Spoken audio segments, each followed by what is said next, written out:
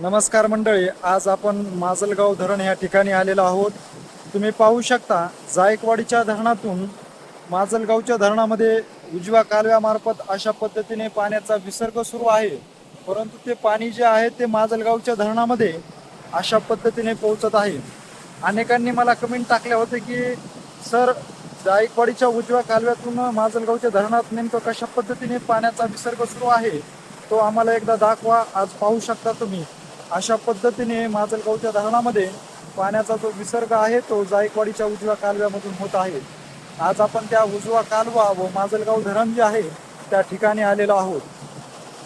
साधारणतः माजलगाव धरण जे आहे ते आज आलेल्या आकडेवारीनुसार 21% भरलं असल्याचं सांगितलं जात आहे. माझ्या पाठीमागं पाहू शकता अशा पद्धतीचं हे धरण क्षेत्र आहे आणि या धरण क्षेत्रामध्ये जायकवाडीच्या उजव्या कालव्यामधून अशा पद्धतीने पाण्याची आवक देखील सुरू आहे.